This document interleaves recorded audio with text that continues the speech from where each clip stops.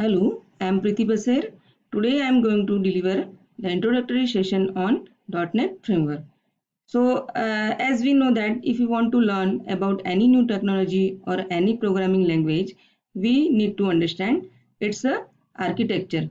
So, as far as the .NET is concerned, we have the various component also. So, in today's session, we would like to discuss the architecture of the .NET Framework as well as its component such as MSIL code, CLR, CTS, CLS, and FCL. There is a question arise in our mind that what is .NET? Is it a programming language? No, but the real fact is that it is not a programming language. It is a software framework which allows us to write a program in different platform. And with this platform, you can write a wide variety of applications.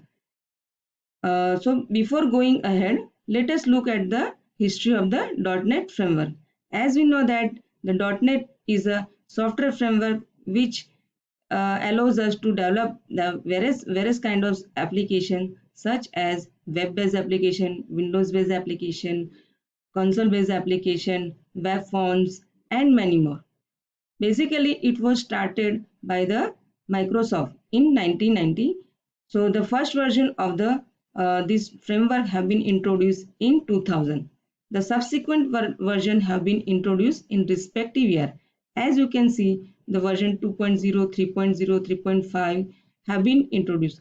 At the end, we can see that .NET version 4.7, which was introduced in 2017, which comprises of several features. Now, what are these features? I have listed out here. One of the feature, it is interoperability. That means if we write a program in different programming language, these programs can interact with each other. One of the core heart of this .NET framework is a CLR engine. What it does, it converts the programs which is written in high level language into the machine code. It also provides the various services such as the thread management, exception handling, garbage collection, and many more. Third one feature of this .NET, it is language independence. That means it allows us to write a program in more than 40 languages. It supports more than 40 languages such as C, C Sharp, C++, J Sharp, and many more.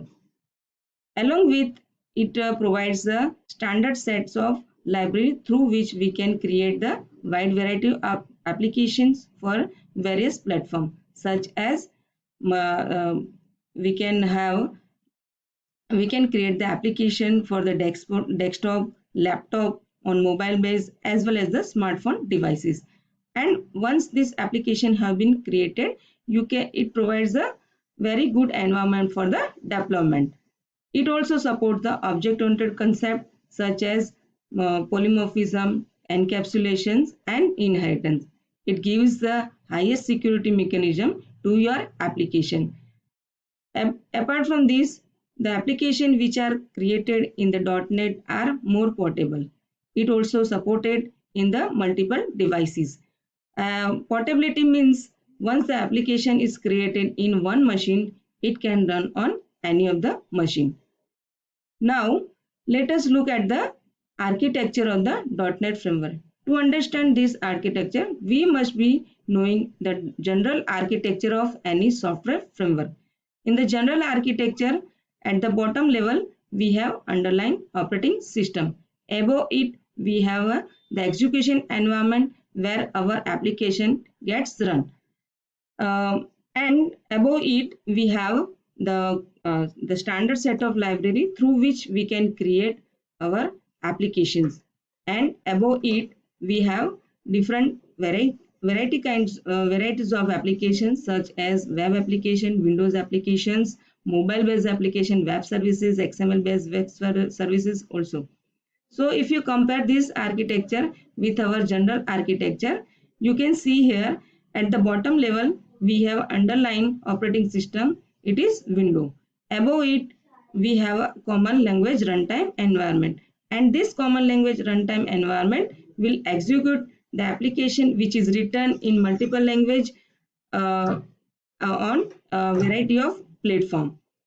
For creating the applications, we have the standard set of library. It is provided by the framework class library, right? So these are the basic library which have been provided by the .NET framework, through which we can create the wide variety of application. Above it, we can see that we have various kinds of application which have been created with the use of multiple programming language. Now, if you look at this diagram, there are four major components of this architecture. First one is the CLS, that is Common Language Specification, Common Type Specification, Framework Class Library, and CLR, that is Common Language Runtime. So, in today's next slide, we will discuss each and every component in detail. Let us start with the first one component, that is the Common Language Specification. It defines a set of rules and restrictions which is applicable to all programming language. So it makes sure that once the program are written in one language, it can be interact with another language. It allows us to create the cross language independent platform. That means we are able to write your program in any of the programming language. Apart from, we can take the full advantage of object-oriented concepts such as inheritance, polymorphism, exceptions handling, and thread management, and many more features. So the languages which are supported here, they are called as a CLS compliant language. There are more than 40 languages have been supported by this .NET framework. Next one, the CLR, it is a Common Language Runtime. So basically it is the core of the .NET framework. The program which is written in multiple programming language is to be compiled with its respective compiler, and this generates the MSIL code. Now this MSIL code is to be executed by the CLR. There is a one component which is running inside the CLR, that is JIT. This JIT is converts the MSIL code into the machine code. So this is the heart of the .NET framework through which our framework works.